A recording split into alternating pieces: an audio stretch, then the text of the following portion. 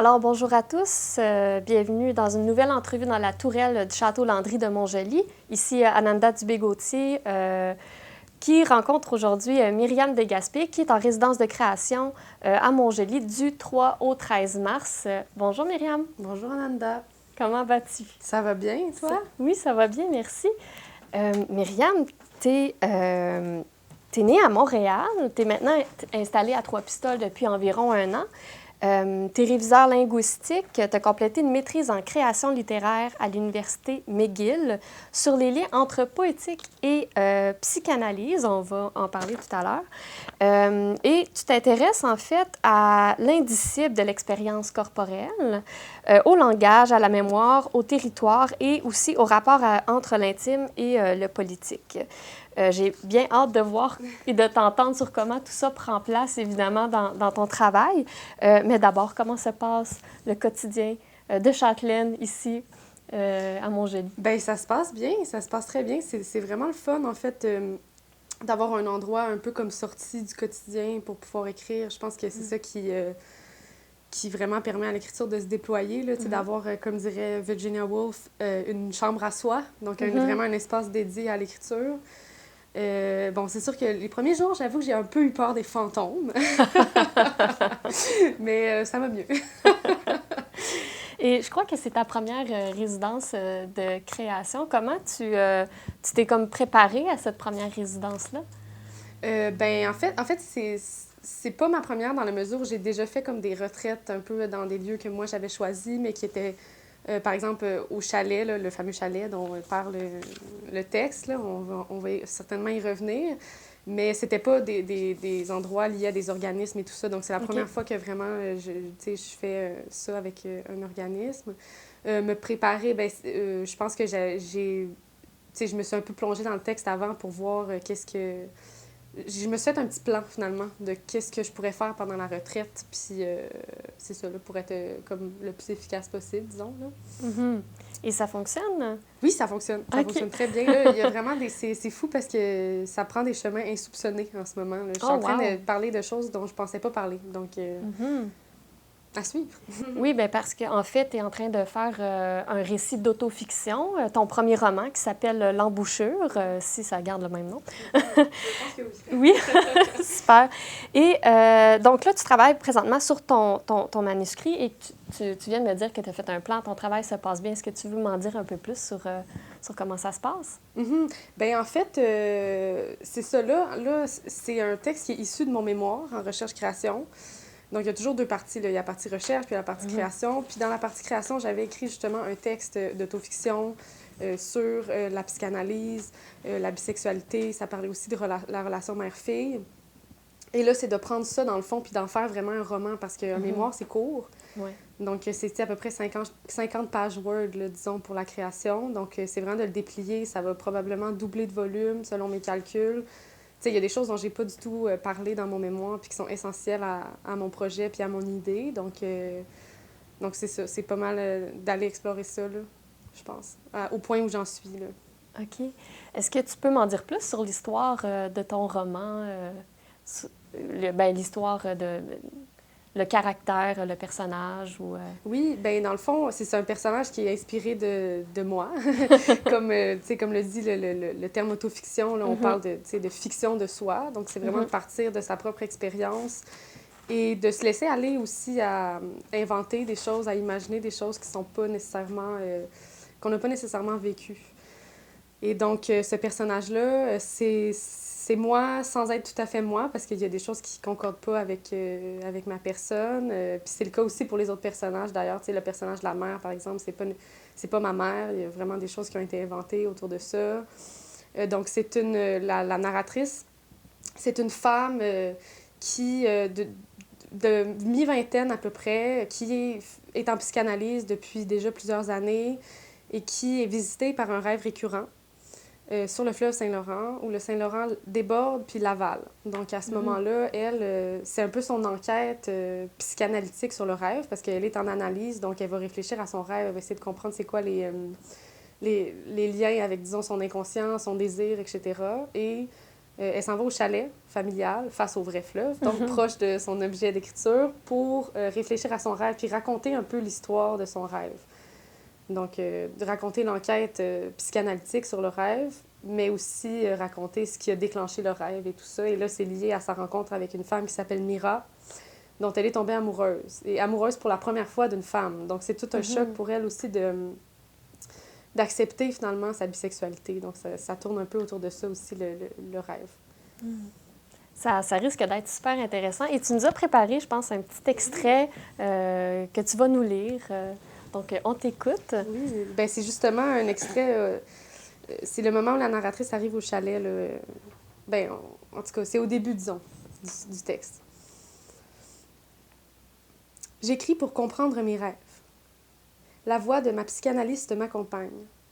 Elle me dit « La peur du fleuve est la peur d'une enfant. » Je sais qu'elle dit vrai. Le rêve et la peur qu'il contient se sont échappés de la boîte des nuits. Depuis, on maltraite en moi l'image du chalet de l'enfance. On superpose à son écume rassurante un des angles les plus aiguisés de l'angoisse. Le fleuve, sous l'emprise onirique, devient meurtrier.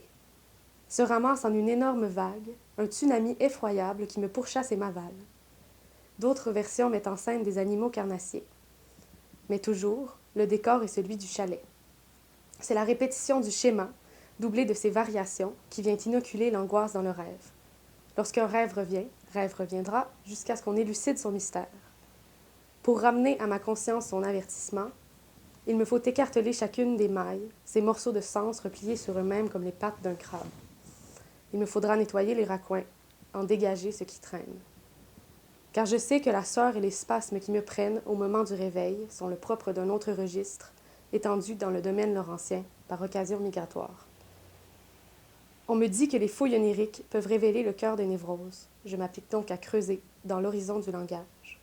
Voilà pourquoi il me faut pour écrire cette friction, irrémédiable et précise, le paysage exact du rêve. Comment trouver la mesure de la peur autrement? Sa surprise, ses claquements. Je m'installe au chalet, sachant que la fragilité de ses murs, la nuit, ne me protège pas du fleuve. Entre nous, une cloison de papier. Wow! On en aura entendu d'autres. J'ai hâte de voir qu'est-ce que ça donne dans le tout de ton roman. Et moi, la question que je me demande, c'est quand on fait une autofiction où on n'est puis pas le personnage principal, comment, toi, dans ton processus, la fiction s'amène dans l'histoire que tu racontes? C'est quoi ton processus? Est-ce que c'est plus quand tu écris, il y a des choses qui déboulent, tu les écris sur le moment, plus en style d'écriture automatique, ou c'est plutôt, tu te couches le soir, tu imagines des choses? C'est comment ton processus de ce côté-là? Ben, c'est vraiment une bonne question, en fait, à laquelle je sais même pas si je peux répondre, parce que, à la limite, ça mériterait comme une réflexion psychanalytique, au sens où, tu sais, pourquoi on vient combler certaines choses par l'imaginaire, puis certaines choses plutôt que d'autres. Et là, ça, je sais pas toujours, mais je sais que ça se présente souvent avec l'écriture automatique, parce que, bon, tu sais, on s'entend qu'écrire sur ce qu'on a vécu, c'est comme on sait déjà ce qu'on va écrire, tu sais. Bon, ça veut pas dire que c'est facile, pas du tout, tu sais, sauf que c'est pas plus facile ou plus difficile, c'est juste que on n'est pas dans l'invention. Puis l'invention, ça nécessite pour moi vraiment un moment où je me laisse aller, puis je laisse sortir les choses, puis c'est ça, je laisse l'imaginaire prendre le dessus sur le réel. C'est ça. Puis après ça, c'est aussi que à certains moments, l'histoire a besoin de suivre son propre chemin. Donc, il y a des moments où tu te dis, OK, là, je suis vraiment bloquée. Là, ça peut pas continuer dans le même sens. Ou là, je peux pas parler de mon expérience parce que ça sert pas le récit. Donc là, c'est comme, OK, c'est des moments charnières où là, la fiction est nécessaire, tu sais. Donc, ça se sent quand tu es en train d'écrire ton texte. Oui, c'est ça. C'est comme, ben il y a comme deux affaires.